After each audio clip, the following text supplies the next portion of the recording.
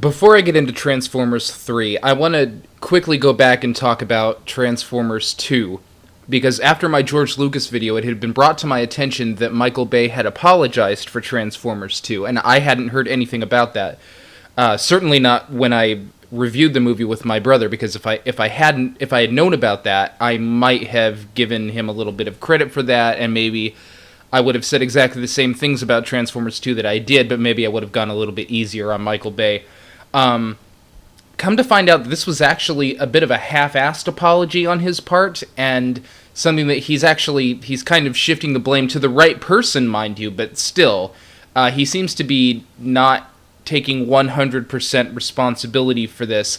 I understand it's not 100% his responsibility, but the fact that he identified whose responsibility it is ties into my review of Transformers 3, so if you will just indulge me for one moment.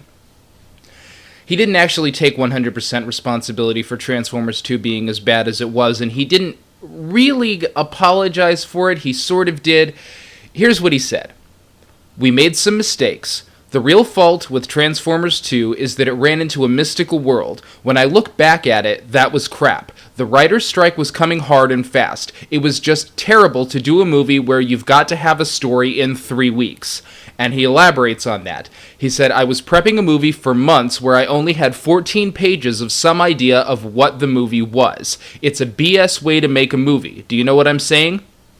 Yes, Michael Bay, I do know what you're saying. You're saying that you didn't have a script while you were shooting and prepping the movie and this and that and the other thing. It's the exact same thing that happened with 2001, despite what a lot of my viewers out there believe it was.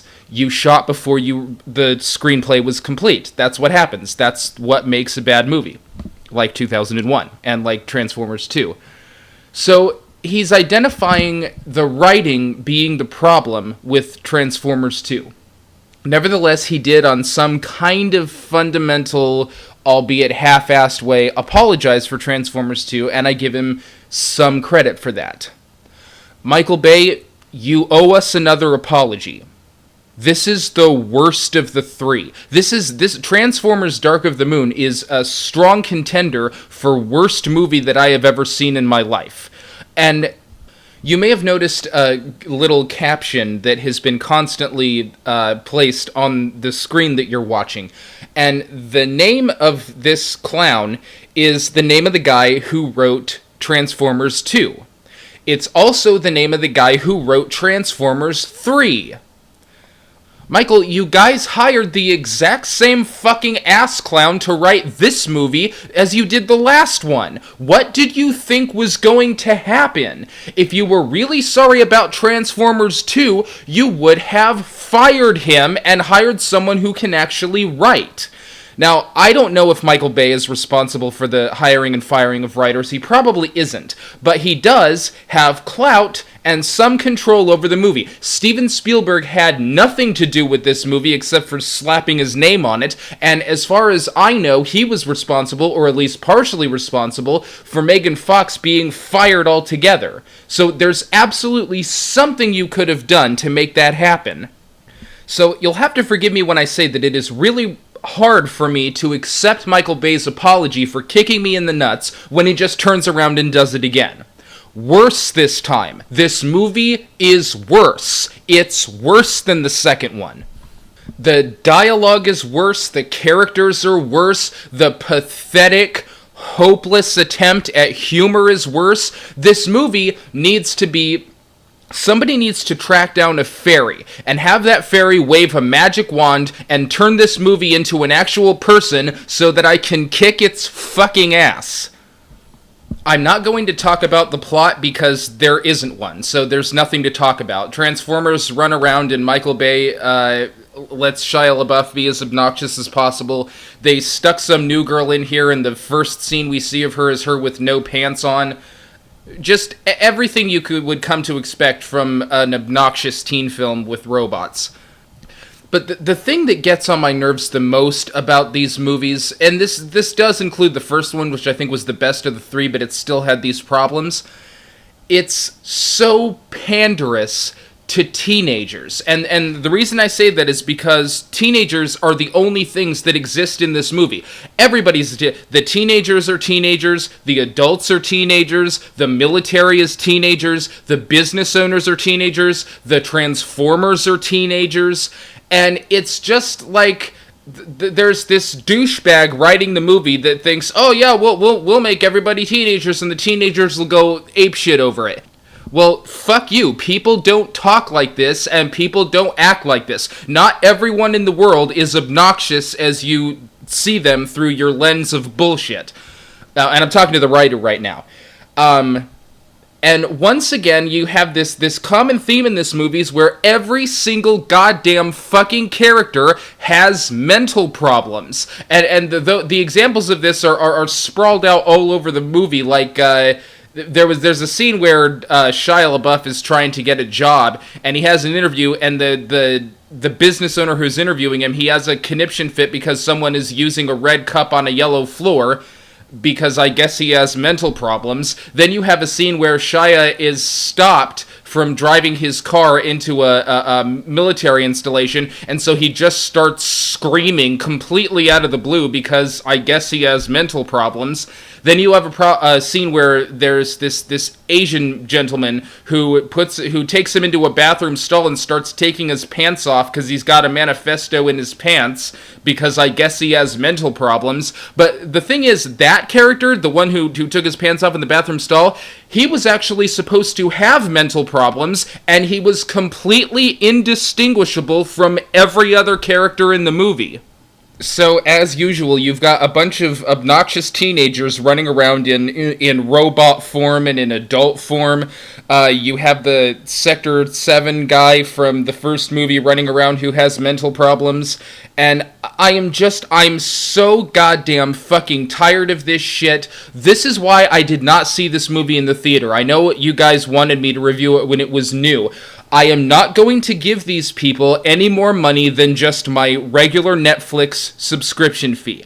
I am not going to pay to see this bullshit. Ever. I'm just so tired of these goddamn movies. It just needs to stop. I'm sick of the ridiculous, hopeless, pathetic attempts at humor, and I'll give you one example off the top of my head that just stuck into my brain like a fucking splinter after I heard it. Megatron or this other Prime or whoever the fuck it was talking about how they brought this supposedly this weapon of mass destruction to Earth, and the lady who's in charge of security, who I guess the joke is supposed to be that she has a penis, I guess. She says, oh, you can't just bring weapons of mass destruction to Earth. Kinda have to go through customs first. Yeah, that's right, because you can really bring weapons of mass destruction somewhere as long as you go through customs first. That doesn't even make any sense, you fucking hack. Fuck you. Stop writing. You're not good at it. I wish I could punch you in the fucking face. Then you have the parents that show up out of nowhere who I guess have mental problems, and it actually gets so bad to where they have a conversation in an RV where the mom actually makes reference to the size of her son's penis. That's how bad the writing in this movie is. And so, to the people who continue to hire this clown, because I don't want to say anything to him directly, because if I do, I'm gonna hurt someone. Here's my advice, just to Hollywood. Focus on the name on your screen right now, and when you see this guy coming in for a job, do not hire him. And if anybody has hired him for a project right now, fire him. It'll be the best, I don't care how far into production you are, it'll be the best business decision you've ever made. This is the worst writer in America. All he's doing is showing up and scrawling out shit to cut a paycheck, and then he's going home and laughing as these movies bomb. And he fucking knows it. Fire his ass. If this guy was a carpenter, all of his buildings would have fallen down by now, and somebody would have fired him anyway. This is the worst of the three. It's one of the worst movies I've ever seen. It is so close to replacing Minority Report and No Country for Old Men. This is beyond a piss me the fuck off movie. This is a if this movie was a person, I would assault it movie. How the fuck did John Malkovich get roped into this bullshit? How the fuck did Leonard Nimoy get roped into this bullshit? God, that guy must have nothing better to do these days. Now, to be fair, this isn't exactly 100% a review of Transformers Dark of the Moon. This is almost a review of Transformers Dark of the Moon. And the reason is this. I have not finished this movie. I cannot finish this movie. I am going to hurt someone if I finish this movie. That's how bad this is. If I had seen this in the theater, which I will not, because I feel bad even giving these guys the pittance of a royalty for renting the damn thing, this would have been a walkout for me. I am not going to sit through any more of this bullshit. Just to give a quick word to the special effects, because I had mentioned them in the first two. The special effects in the first one were enough to get me through on entertainment. The special effects in the second movie were complete ridiculous garbage. The special effects in this movie are all over the place. Some of them are really good, and especially on the chase scene on the road, I was like, okay, this is kind of getting me back into like the stuff that I liked in the first one. And then you have other moments where it just felt like they were trying so hard to go 3D that it doesn't translate well to 2D, and it just looks like a cartoon. So that one's all over the place for whatever the hell this is worth. But I'm done with this shit. I'm just, this is it for me. If they make another one of these, which they probably won't because this one, it did financially well, but it was another critical failure.